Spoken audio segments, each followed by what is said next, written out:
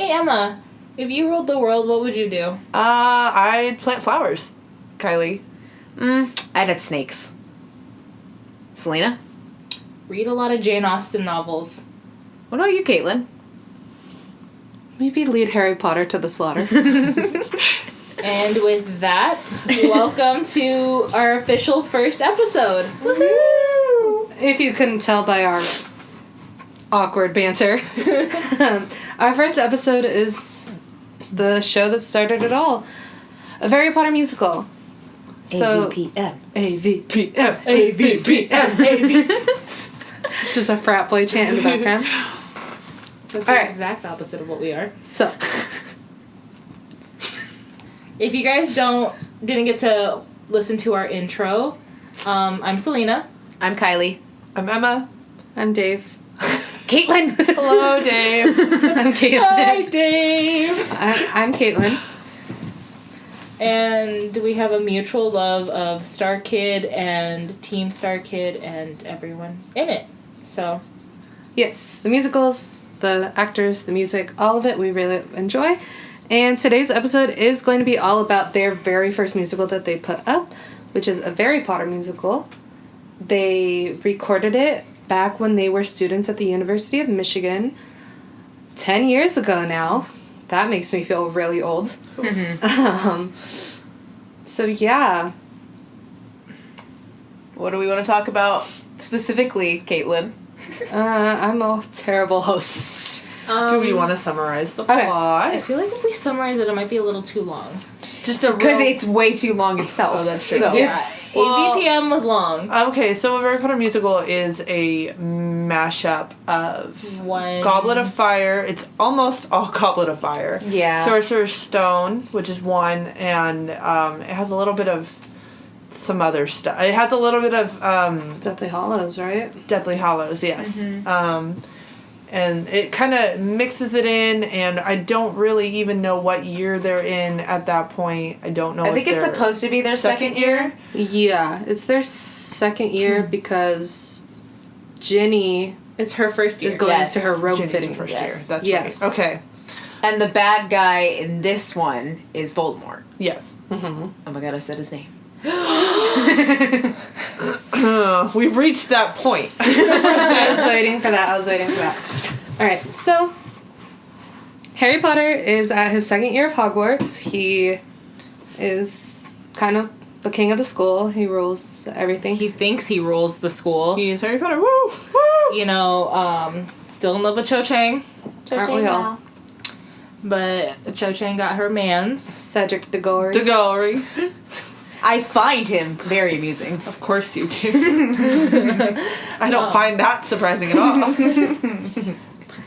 So it centers around Harry, Cho, Cedric, and Draco competing in the Triwizard Tournament.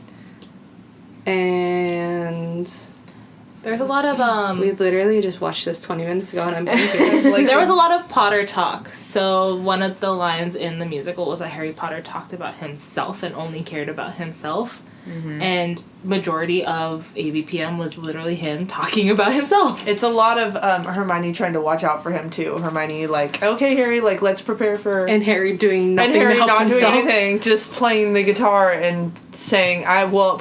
What I'm is it? Harry I'm Potter. the boy that lived, not died. Yeah. Yeah. And And then Ron eating. It's That's- just Yeah, all Ron of that. eating is... Tag yourself. I am the Ron in this friendship. yes. I am Cedric just smiling in the background.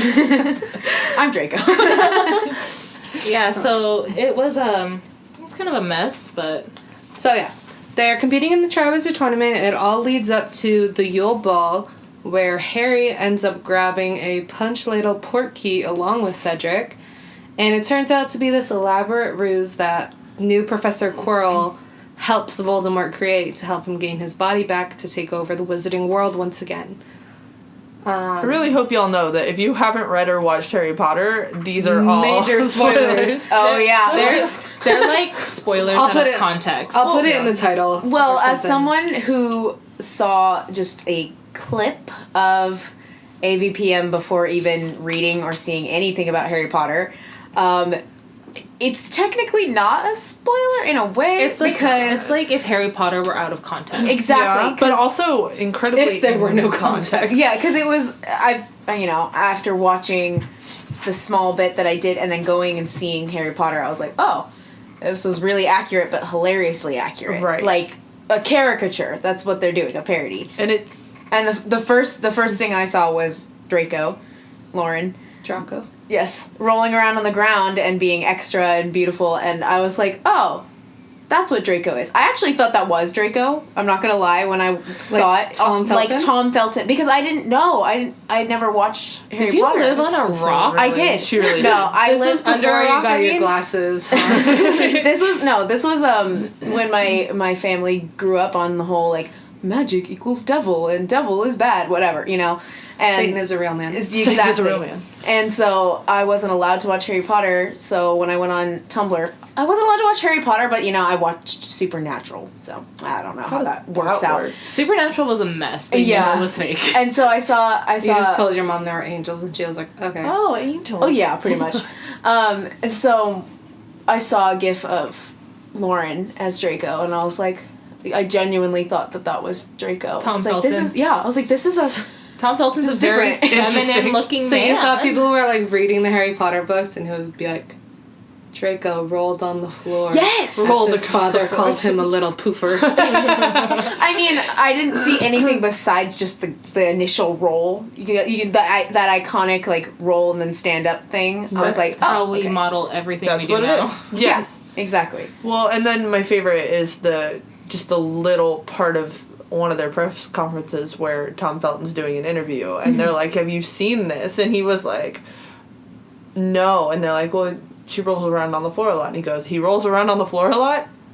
She? Yeah, I didn't realize it was Lauren. It was a Lauren. I realized later on, obviously, when I got into StarKid, but I was like, oh, that's a very handsome little boy. I was like, I'm into it. Ooh. I mean, I was also, young when I saw it, so. No, I know, but that explains a lot about you. It does, yes. Lauren's energy just Lauren breaks as all Draco gender- is my type. Always brings...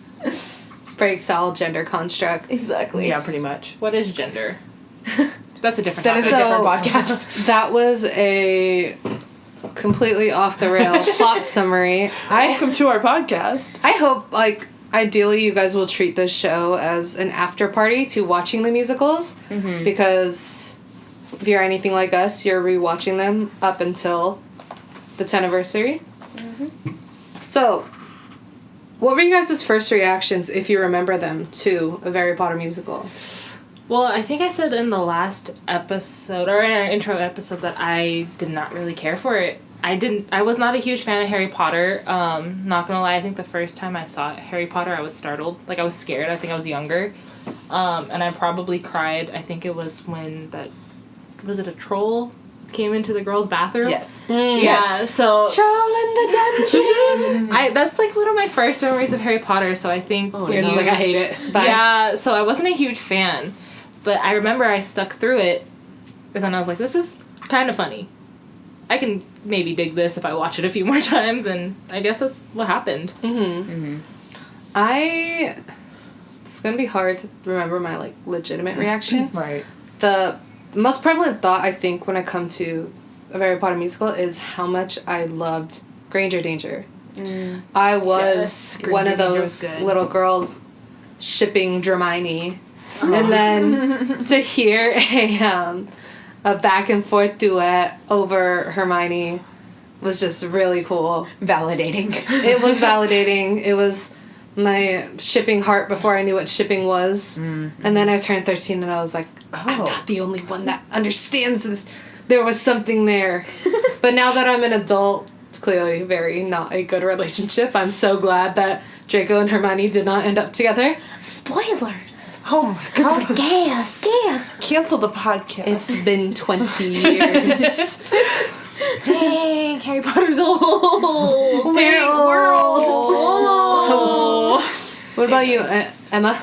It's hard to kind of remember, like, what my first reaction was, but I absolutely loved Harry Potter all growing up. Like, my mom used to read the Harry Potter books to me and my brother. My brother didn't really care about them, but I just started taking them. So she stopped reading them to us because my brother didn't care, and he's older than me. Man, screw your brother. Right. Well, he's all into, like, actual classic literature and all that. Are you Harry saying Potter is classic Harry Potter literature. is not- Listen. Oh my That could be argued. I think that could be argued. So I started taking the books and I read them by myself. So I grew up absolutely adoring Harry Potter. I read the books until they all fell apart. I've watched the movies a million times. The books, the characters all fell apart. Is that what I missed? What? That's what the 6th movie was all about. Yeah, it's all about them falling apart. So when Jacqueline introduced this to me and I watched it for the first time, I was like, oh my god, everything about it is... It's so funny because it's completely, like Kylie said, it's a complete caricature of the characters, but also, like, you can tell it's based off the books because Harry is just winging it, and Hermione is really trying to, like, keep people from dying. Ron is just sad and angry all the time, and he's hungry. And he's just eating, there. always. And Again, a mood. It's brilliant. And then, add the voices and the really just cheap costuming and absolutely no set, and honestly it added such a charm that I was hooked, instantly hooked. Sorry. Those out of focus cameras and the lack of microphones. Honestly, really that's did the it for best. me. That's the best. Sound mixing. Oh, I'm gonna talk about the sound mixing, but we're gonna ask Kylie what her first impression was first. Well, my first impression was the sound mixing. I couldn't watch it. Like, I feel so snobbish, but I'm someone who doesn't like to watch bootleg versions of musicals. Ooh. I can't help it. Like, it's not a pretentious thing. It's more of a just, like, I really like to have a completely organic first experience of something, and when it comes to live theater, I want that to be actually there and live, and unfortunately, that wasn't possible for AVPM, so when I first watched it, I was like, I'm not gonna watch this, like, I can't do it.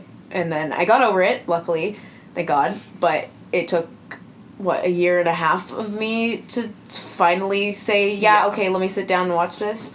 Multiple attempts. When you had no options left. When I had no options I need left. something. I needed a fandom fix. Oh and no, StarKid's a drug. It is, definitely. It was my replacement for something else in my life. And my first impression was that the storyline was hilarious. The songs were great.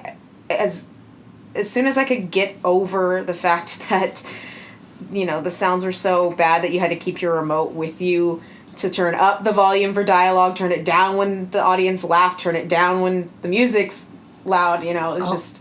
No, it was I a just lot. love being deafened. Like, that's my favorite, is that I just keep it high up all the time. That's my secret. I can't. I keep it low, and I'll, like, turn on captions, and I'll just guess. Like, YouTube captions are the worst. Yeah. It was before fans would go in and type in the captions. fix it, So it option. was, like, the auto-generated, and I'd be like, you know None what? of it was real. But yeah, my first impression, because I was so late into it, I knew who Darren Criss was, and so I was excited to see him. Who's that? I was excited to see him as Harry, and he did a great job because, again, with Harry Potter, my very, very, very first introduction to any of the characters was Potter Puppet Pals.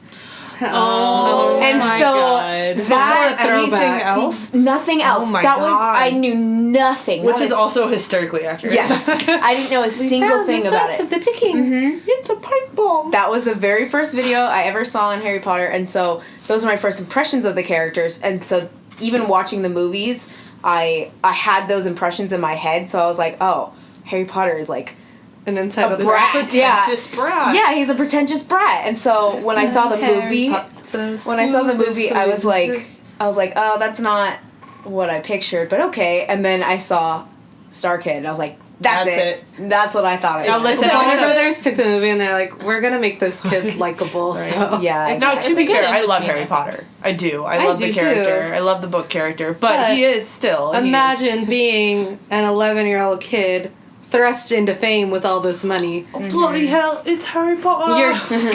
your ego's gonna go on a little bit of a wild ride. And then you're just gonna talk about yourself over and over again. It's gonna be the worst. Yeah, so all the characters were portrayed more accurately based off of my knowledge when I saw it. necessarily say Dumbledore was more accurately, but It was, though. He was clearly and openly homosexual in the musical. that is And with Potter puppet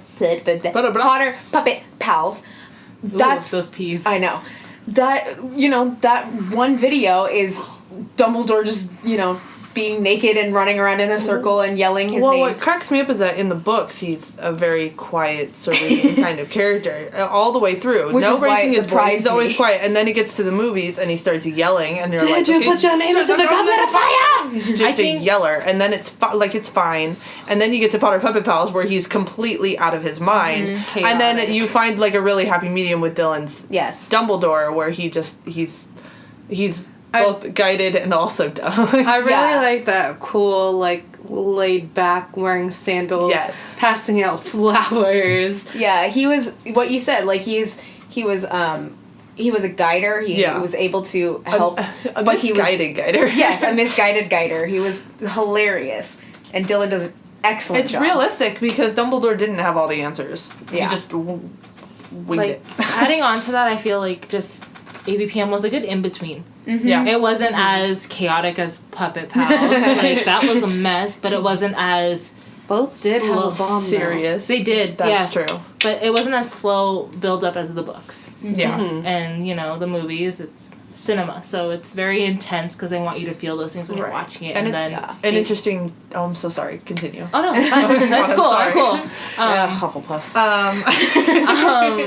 But yeah, I just think that's a good thing to point out. Like Emma said, it's I don't remember the exact words, but basically, paraphrasing is that it's a good midway. Yeah. It's a good in-between. And it's definitely an interesting dynamic to Is throw it a bunch neutral? of different... Yes. To throw a couple different movies into one, like a couple different storylines into one, and kind of put that into 1 year. And we'll talk about that more when we get to sequel and senior year, how they take different parts from different...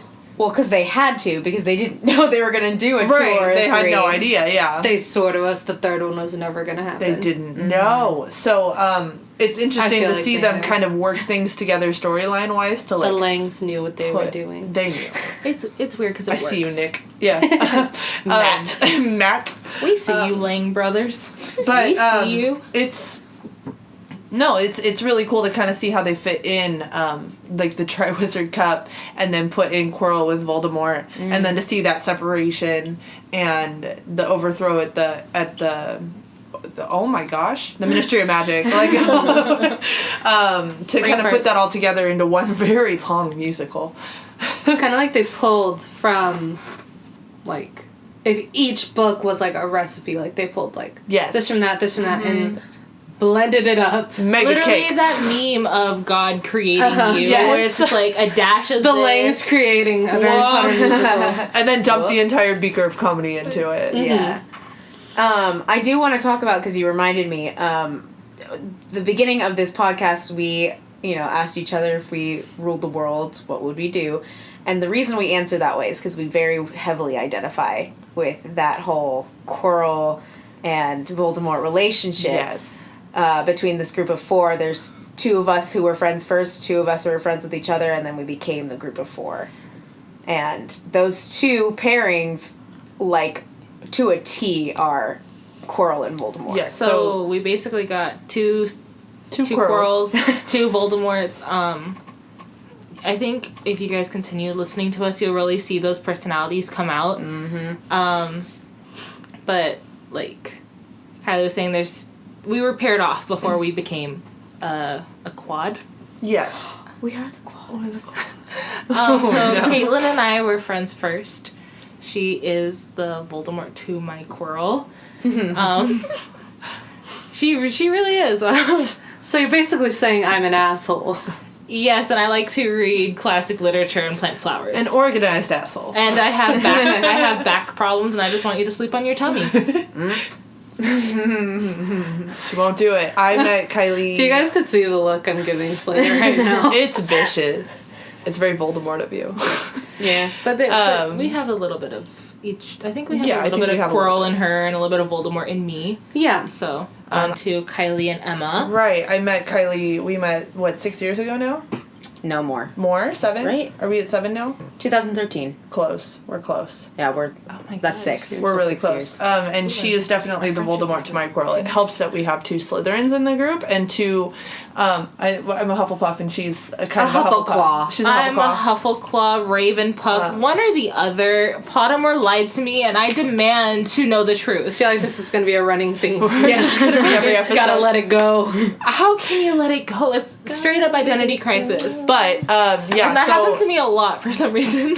Sorry, Emma, go no, ahead. you're fine. That's why we find all of our identity within characters in a musical. We definitely, it's always, every time we watch something new, it's always like a tag yourself moment. Yep. But yeah, so me and Kylie have known each other a while. She's definitely the Voldemort to my Quirrell. I have chaotic energy. Emma has And that she's grounded. organized. Yeah, well, for the most part. Emma has that grounded kindness that only comes from, wanting to have the simpler things in life, like planting flowers and reading books. And Love to plant flowers and read books. yeah, and then We can do it together, Emma. Yeah. That, even going full circle with this, that's something I really liked about StarKid was they made Voldemort something that could be relatable. Yes. Because there's some people out there who are parasites. They same. They 100% made Quirrell and Voldemort someone kind of lovable. Like, I love their character. I mean, they kind of went, kind of far. Where, Yes, of everyone, course. shipped them eventually, but... But that's just the world. that Like, was you meant see- to happen, it really. yeah. Because, he might be out there trying to kill a literal child and take over the world, Me. but he still had time to watch She's All That. Damn straight. Only half of it, though. No, Voldemort watched the whole thing. Quirrell fell asleep. Or he couldn't see Quirrell, it. Quirrell was yeah. turned around, He yeah. couldn't see it, yeah. So, And I would definitely do that to you, Emma. Yeah, that's fair. All right. So we talked about our first reactions and some thoughts. What are your guys' favorite characters from this particular one? I know it can change throughout Right. the trilogy of the Potter musicals, but in this one specifically, who would be your favorite character? I'm torn between Voldemort and Snape because Voldemort I relate to very much, like we just said. But Snape, God, Joe Moses holds such a beautiful place in my heart. His portrayal of Snape was the funniest, most accurate, Absurd. absurd. Just the funniest parody ever, and everyone's making the Snape face right now. I loved it so much that I actually ended up naming my cat Snape after him. So, Not Alan Rickman. Not Alan Rickman. bless him. Not the actual Snape. I miss him too. Joe Moses is Snape. The Potion Master. It was And realistically, so it's great. very accurate because your cat is a freak. He is so sassy and so moody and so just But he's surrounded by some assholes. yeah. Yeah. All in Sorry, his face. I That's from the apologize. sequel. I apologize for that swear, but Yeah, so I would probably say a tie between Snape and Voldemort for very different reasons. I would say, oh man, it's all based off the actors too. I love Draco, because it just cracks me up every time, and still I feel bad for him because I don't know. I just want him to have friends and be feel happy. included and happy. Lauren And did a really good job of portraying that. really did. I love Dumbledore for his cluelessness, and I love Goyle. He will always make me laugh. Jim Povolo is a comedic genius. Jim Pop. I absolutely love the way he plays Goyle. I absolutely love his acting. So that's Look at me. And his picking a height top has three again. nothing to do with the fact that you love him. His height has I'm 5'10". I feel like I should clarify. So. Oh, Emma, being the Hufflepuff who can't pick just one. I never can. That's the second top 3 that I've had So far. Because you can't hurt anyone's feelings. I can't. You can't let them be left out. Are you making fun of me? Yeah. Kaitlyn, you want to go first? It's okay if you say no. That was a Hufflepuff response. I have a gut instinct to say Ron, But he pisses me off sometimes in a Harry Potter musical. But Where are you just going? is- I'm still mad and sad. Yeah, it has to be Ron. Ron is your favorite. Yeah. It was relatable. He portrayed that jealousy very well. You also quote him probably the most out of this whole... The whole first musical, like, you quote Ron the most. Oh, absolutely. He had some of the best lines. And I think that Joey did such a great job of mixing the jealousy and the anger and the angstiness, but with also the just complete supportive. Yeah, that Yeah. genuine Loving best love friend, he yeah. had for Harry and Hermione, as much as he tried to hide it. But there was that balance that I sometimes didn't get from the movies. I agree. And it's jumping ahead, but even going forward in the trilogy, it just continues to grow in a way that I think is true to what I perceived the character of Ron Absolutely, Weasley yeah. as. But yeah, just at a basic level, his whole thing with having a snack every time and His snacks were relatable. What I love about Joey's portrayal of Ron is that you can really see, like, the StarKid actors, their maturity level through him, through the three musicals. You can see how, like, they all started so young and so innocent and, like, awkward in the beginning, and then especially with him, you Dear can just Joey, see he went through Oh, a yeah. full Oh, glow up. Like, he God. was adorable, but now, oh my goodness. he just matured. He like did. Yeah. he got more much sure. like Ron did. Yes. throughout Yes. He got more sure of himself. He got more confidence, and I definitely showed in his portrayal. Yeah, and as I've said before, Granger Danger. Yes. Absolute Bob. Yeah, his portrayal was fun, it was irritating, it was endearing, and... Alright, Celina, your turn. Yikes. Well, I agree. Ron was a great character, but my favorite in AVPM is Draco. Like, something about that little Lucius poof. Malfoy. that little poof. He is... Well, Lauren just did a great job of making you feel for someone that wasn't supposed... Like, you weren't supposed to feel for. Just a pain in the butt. Total It's so dear. pain in the butt, but Lauren did a great job of making you feel sad when he, like, found out he liked a girl and Right. then couldn't get the girl, or was, like, supposed to be mean, or was supposed to be what his dad wanted him to be. So be a Death Eater. Show that he tried, like... Definitely. dark mark, Honestly, yeah. they are. They're in I my could say he because we're talking about Draco. Right. yeah, but Lauren's like Portrayal. portrayal of it, yeah, definitely in my top 3. Like after you pointed it out, after I really think about it, yeah, like I can't. They It's have just to be phenomenal, up there. yeah. And that singing. The singing. Lauren singing as Draco in Granger Danger, like, It's so pretty. It's so pretty. it's really pretty. I also love that it's supposed to be Hogwarts and she's the only one with a British accent. All It's right. so Yeah. funny. Goodness, too. That just goes to show that Lauren had so much more talent than them at a young age. Am I biased? Maybe. Sorry, but Lauren is queen. no, and honestly, after what, almost 10 years of watching this musical over and over again, I will still crack up every time she enters a room and finds some way to crawl on top of the desk and then roll off and climb underneath it, and I'm bleeding. Am I bleeding? That's like my favorite. She just cracks How me many up bruises every do you time. think she had? Oh, so So many. many. I love when she would, like, roll on top of people, like, Right. when And that she's one, like across Darren's lap.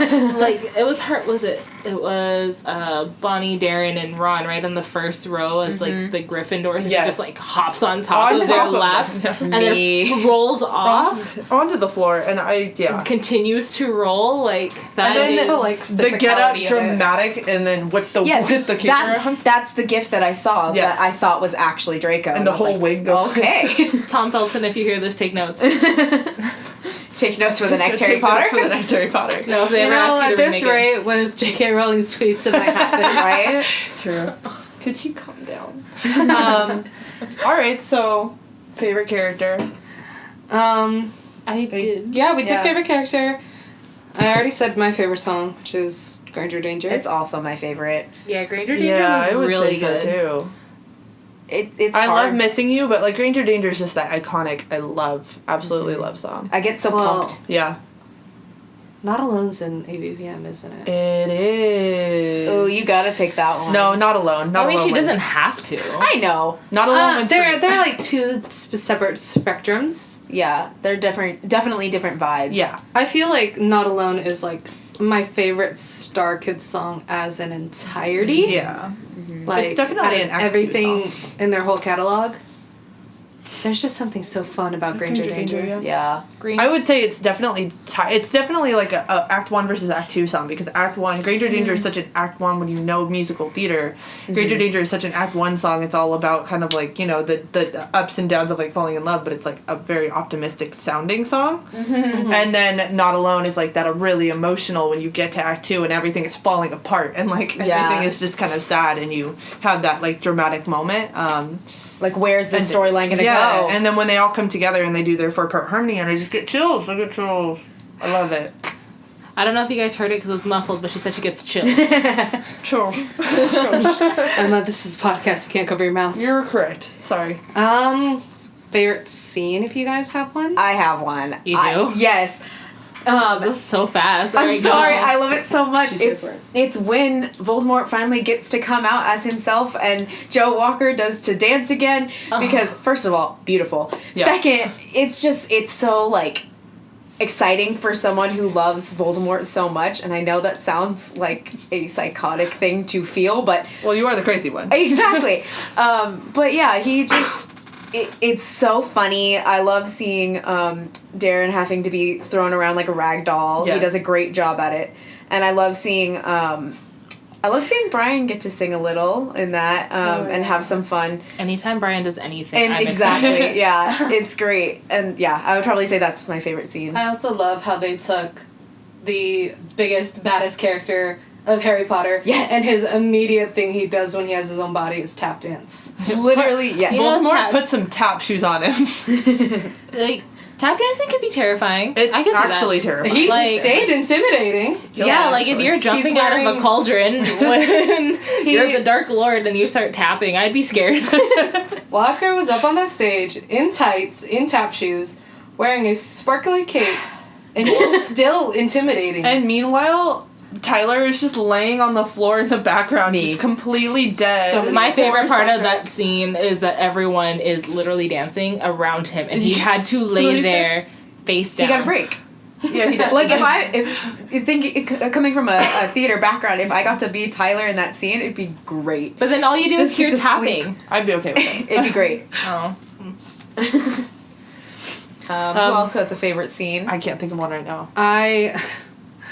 It's just so funny because of the break, but Lauren's, you have to be my slave for the entire day, starting right now. Yes. It's just so funny watching them break that way. Oh, you're a little shit.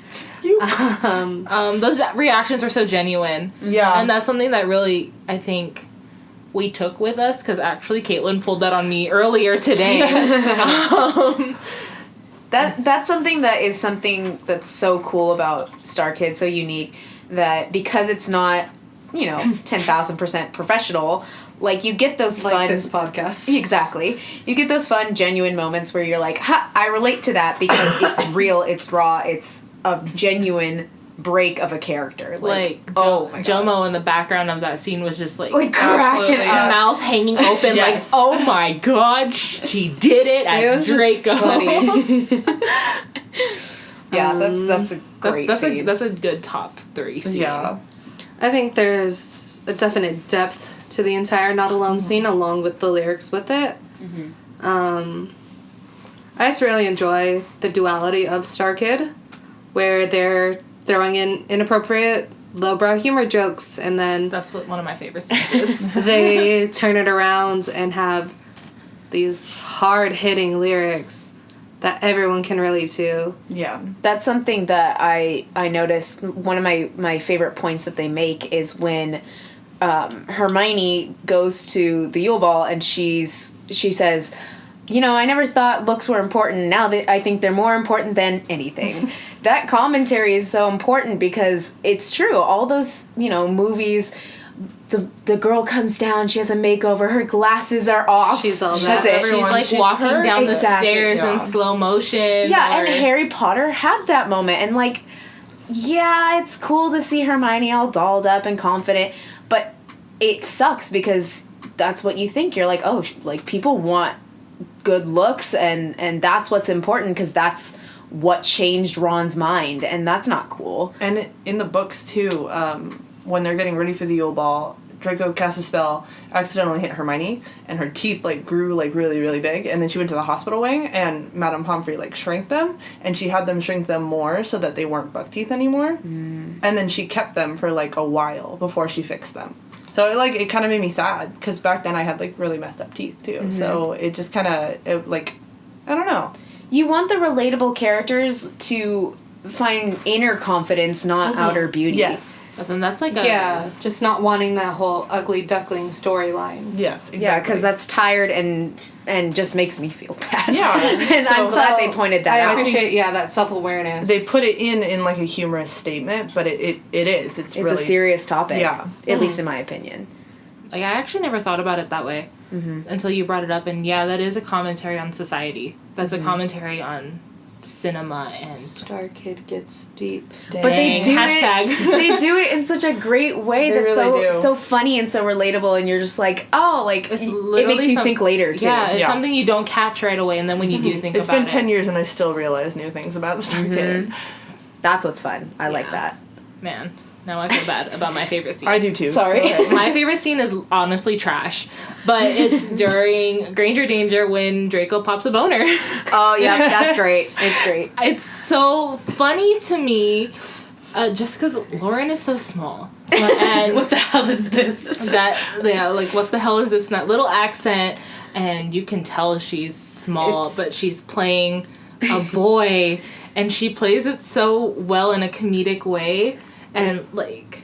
It's so funny because, you hear it just as the MP3 listening into the car, and you know exactly what's going on. Yeah. Yeah. Like, she portrays it in her voice as Draco, and I feel bad that, we just had that really deep talk about inner beauty, and I'm over here like, But my as favorite you scene- said, there's that duality that's Yeah. really fun. And That's what makes StarKid Because the good. talent is, Yeah.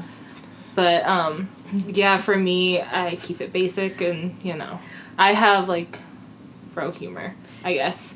Well, I So- mean, what's cool about that is that because it's Lauren, it makes the whole audience in on the It's joke. hilarious, Yeah. yeah. That's always fun. They break the fourth wall a lot, which is very important to me.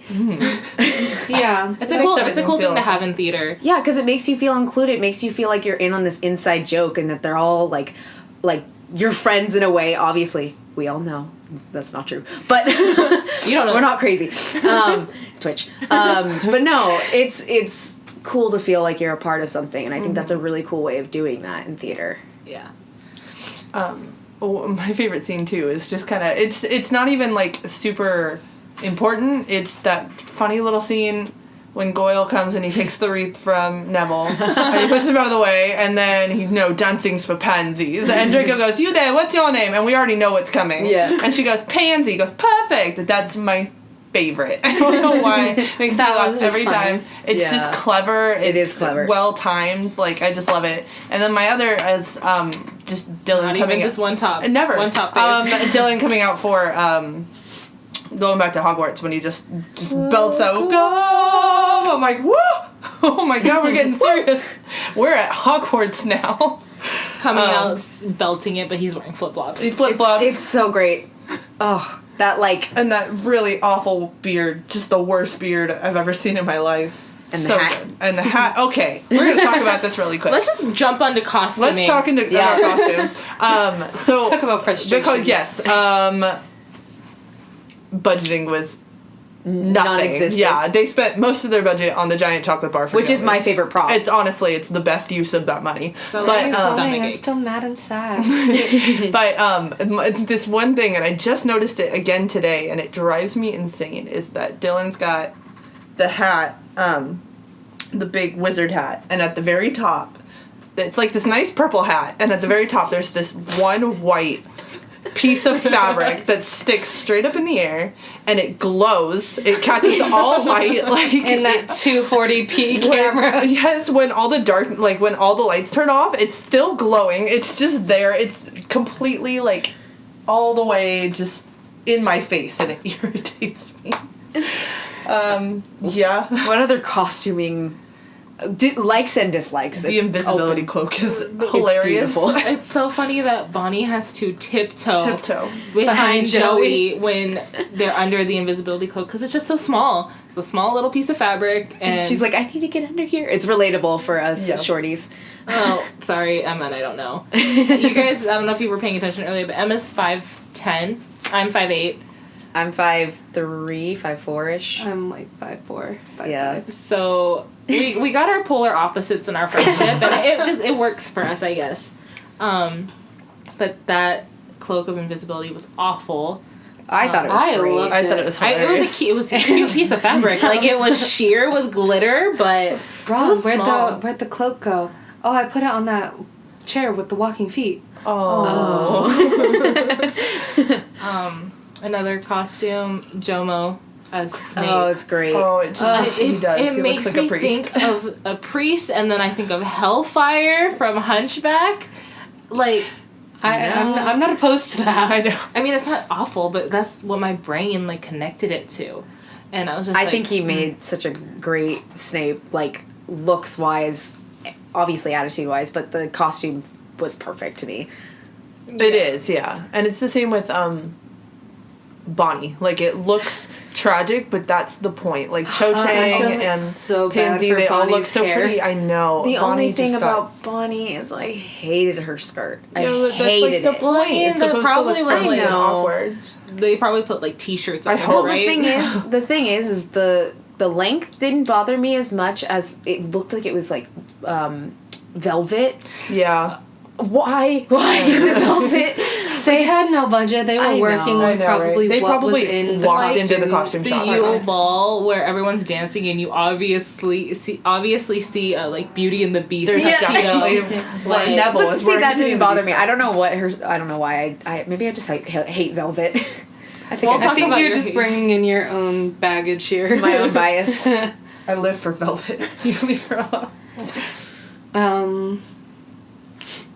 Any, like, little Easter eggs you guys saw that just make you laugh? Like, tiny little... It's not an Easter egg, That's okay. but I love when Joey walks in through his door and he's complaining about, like, you gotta make this quick, I don't have any food. Oh, and yes. AJ from behind the piano, completely breaking the fourth wall, just hands him, is it Twizzlers or something? Twizzlers, yes. And then Joey's just little, oh my god, thank you. That was just so funny to me. It's And so relatable. to It's us, so I think. funny. Yeah, it's just it was just an organic moment. I felt like It's another one of those things that brings you into it. Yeah. yeah. You feel like Like, you're everyone's in on the joke. exactly. And then I might be jumping around musicals, so please don't bite my head off. I think it's a Harry Potter musical where AJ starts playing like the outro music, and then I think it's Voldemort. He's like, "Stop that!" And AJ just like I throws think his it is. hands. yeah. Well, yeah. I think it was that. Yeah. Yeah. Because it was Voldemort, it wasn't Umbridge. Yeah. Yes, but Voldemort is also in senior year. Oh, sure. I wasn't senior year. Okay, then you're good. Well, yeah, senior year was Senior year was feels something. like a fever dream. Yeah, I can't wait to get to that. That'll be a Yeah. whole other episode. Anything that else was that my we want to chair. add? Did you hear that? Yes. Any Oh my God. closing remarks to the musical that started it all? Can we just point out the Seinfeld bass line? The Real Franco quick? baseline. Every time Ron walked through a room, Ba-dum-bum, ba-dum-bum. like that was. I feel like that was hilarious. good for like the That's- character that That's they good were going college for with humor the too, Ron. and they're Yeah. college students when they did this. Oh, that's what I wanted to point out.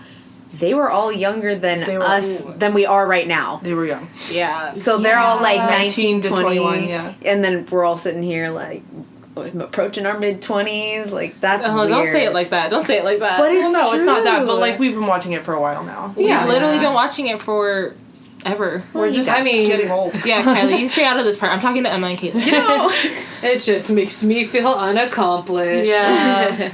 But that's okay. yeah. But, We're getting somewhere, I think, in life. incredibly grateful that they came up with it and they put it on YouTube to share with their friends and family, and then It just it ended up being Blew something up. crazy that we are still talking about 10 years later. Yeah. That's actually a great point because it just goes to show you, like, don't be afraid to share what you make with the world because you never know who it's going to reach, who it's going to change lives. Like, even something like this, like, I'm not saying we're comparing ourselves to StarKid themselves, but you don't know. Like, maybe we're going to reach one person who just needs something like this in their life. Yeah. I And don't know if I can handle that kind of pressure. So stressed out. adding to what Kylie just said, the same thing, like that thing that goes around, like, don't be afraid to do it because your first one will be awful. AVPM was bad. It's rough. Yeah. It was To see them work with no budget it's inspiring. They work almost. with no Yeah. budget. No No mics. microphones. Oh, no mics. They were still, figuring out who they were as people. Yeah. Let alone Let me tell actors. you, 19 to 21 is like the worst age because you are literally changing. Are you kidding me? This is the worst age still. All my ages are the worst age. I honestly I didn't like myself from 19 to 21 more than I didn't like myself in high school because it's so much of a transition of who I like become. Now I'm on the other and now I'm on the other side and I'm feeling so much more confident in my life, but like I'm amazed that they were able to create this art in a huge phase of transition for them. So like I'm just impressed. Love StarKid. She made a good point. Yeah. Yeah, that was a rough time for I assume for everyone, and then to put themselves out there like that, and then obviously what happened. I'm so glad it's well received. You know, It's created its own subculture. it has. If you're 19 to 21, Put on a musical. or like Yeah. our age, like as cheesy as it sounds, you're not alone. Yeah. Like it's gonna be rough, but everybody has a rough time. Yeah. Yeah, try what makes you happy, and who cares what other people think. Just keep making art, keep following your passions. This got real cheesy Make real a fast, podcast. but like it's true because you can see the progress of what happens with StarKid and how they find themselves, they grow their talent, they grow their fan base, they become even more of a family, and it's all because they weren't afraid to try something that probably wasn't super popular with that, group like that. I mean, it's some nerdy crap. They had I would say packed more houses. geeky. every Well, night. yeah. They I did think have there's a packed difference houses. between geeky and nerdy. Well, yeah, it was something that like could have gone either way. Yeah. Yeah. And it was successful. Yeah. To the point where we were talking about it 10 years later. Yep. So with that, I think we'll wrap up this episode. We're going to continue going through the StarKid catalog, talking about the other media they have posted up on their YouTube. Until then, we hate to see you go, but it's not forever, and we'll see you next Saturday. Bye.